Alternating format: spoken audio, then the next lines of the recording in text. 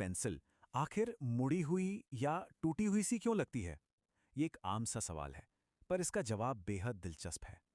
खैर, इस एक्सप्लेनर में इसी छोटे से रहस्य के जरिए लाइट यानी प्रकाश के कुछ बेहद हैरतअंगेज नियमों को खोलकर देखते हैं। The physics of light. यहां हम इन रोजमर्रा के इल्यूजन से आगे बढ़कर ऑप्टिकल इंजीनियरिंग और प्रिडिक्टिव मैथमेटिक्स के इस मजेदार सफर पर निकलने वाले हैं। भाग 1 द बेंडिंग ऑफ लाइट। आइए अब रिफ्रैक्शन यानी अपवर्तन को और करीब से समझते हैं। एक रेक्टेंगुलर ग्लास स्लैब के एग्जाम्पल से इसे बड़ी आसानी से समझा जा सकता है। जब लाइट की कोई किरण हवा से निकलकर कांच के अंदर जाती है और फिर वापस हवा में आती है, तो वो अपना रास्ता लिटरली शिफ्ट कर लेती है, थोड़ा सा साइडवेज खिसक जाती है। बिल्कुल एक मैजिक ट्रिक की तरह लगता है ये। तो मूल रूप से रिफ्रैक्शन यानी प्रकाश का मुड़ना सिर्फ इसलिए होता है क्योंकि लाइट की स्पीड अलग अलग मटेरियल्स में अलग अलग होती है। जैसे ही ट्रांसपेरेंट माध्यम बदलता है, लाइट की स्पीड में आई ये रुकावट या तेजी उसकी दिशा को ही बदल कर रख देती है। भाग 2 डिकोडिंग रिफ्रैक्टिव इंडेक्स। आइए इस लाइट की बेंडिंग को मेजर करना सीखते हैं। ये जानकर सच में हैरानी होती है कि वैक्यूम के मुकाबले कांच के अंदर आते ही लाइट की स्पीड लगभग 1 लाख किलोमीटर प्रति सेकंड कम हो जाती है। इस डेंसिटी शिफ्ट को मैथमेटिक्स की भाषा में एब्सोल्यूट रिफ्रैक्टिव इंडेक्स कहा जाता है। हवा का इंडेक्स लगभग 1 होता है, जबकि डायमंड का इंडेक्स सबसे ज्यादा करीब 2.42 है, जिसका सीधा सा मतलब यह है कि डायमंड के अंदर लाइट सबसे ज्यादा स्लो चलती है और इसी वजह से सबसे ज्यादा बेंड भी होती है। ये सच में एक दिलचस्प फैक्ट है। भाग 3 एक्सप्लोरिंग स्फेरिकल लेंसेज। अब चलिए अलग अलग तरह के गोलाकार लेंसेज के बारे में बात करते हैं। एक कॉन्वेक्स लेंस और एक कॉनकेव लेंस के काम करने का तरीका एकदम अलग होता है।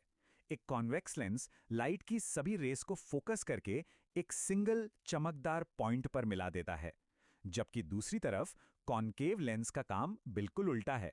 वो उन्हीं किरणों को बाहर की तरफ फैला देता है। इन दोनों के फिजिकल स्ट्रक्चर का ये डिफरेंस याद रखना बहुत जरूरी है। कांच की मोटाई डायरेक्टली ये तय करती है कि लेंस एक कन्वर्जिंग टूल बनेगा या डाइवर्जिंग टूल। जो लेंस बीच में से मोटा होता है वो लाइट को कन्वर्ज करता है, और जो किनारों पर से मोटा होता है वो डाइवर्ज करता है। एकदम सिंपल फिजिक्स। भाग 4 ट्रेसिंग रे डायग्राम्स। आइए समझते हैं लाइट के रास्ते का मैप आखिर बनता कैसे है। अब बिना अंदाजा लगाए किसी भी लेंस के जरिए बनने वाली इमेज को पूरी तरह से प्रिडिक्ट करना मुमकिन है। बस 3 स्पेसिफिक और स्टैंडर्डाइज्ड ज्योमेट्री रूल्स को फॉलो करना होता है और रास्ता एकदम साफ हो जाता है।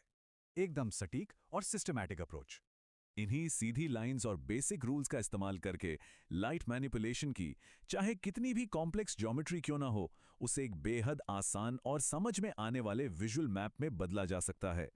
ये किसी भी आर्किटेक्चर के ब्लूप्रिंट की तरह ही क्लियर और एक्यूरेट होता है। भाग 5 लेंस मैथ एंड पावर। अब बारी है इन डायग्राम्स को इक्वेशंस में बदलने की। फिजिक्स की दुनिया की ये बेहद खूबसूरत इक्वेशन लेंस फॉर्मूला कहलाती है। ये एक यूनिवर्सल मैथमेटिकल रूल है जो किसी भी स्फेरिकल लेंस के लिए ऑब्जेक्ट की दूरी, बनने वाली इमेज की दूरी और लेंस की फोकल लेंथ के बीच एक परफेक्ट रिश्ता बनाती है। इमेज कहाँ बनेगी ये पता चलने के बाद एक सिंपल से रेशियो से मैग्निफिकेशन भी कैलकुलेट किया जा सकता है, यानी इमेज की हाइट को ऑब्जेक्ट की हाइट से डिवाइड करना। ये छोटी सी मैथ एग्जैक्टली बता देती है कि आखिरी इमेज कितनी बड़ी या छोटी दिखाई देगी। और इस हाई लेवल फिजिक्स को आम जिंदगी से जोड़ने वाली चीज है लेंस की पावर, जिसे डायोप्टर्स में नापा जाता है। अगर ध्यान दिया जाए तो ये वही एग्जैक्ट रियल वर्ल्ड नंबर है जो आंखों को ठीक करने वाले चश्मे के प्रिस्क्रिप्शन पर डॉक्टर द्वारा लिखा जाता है।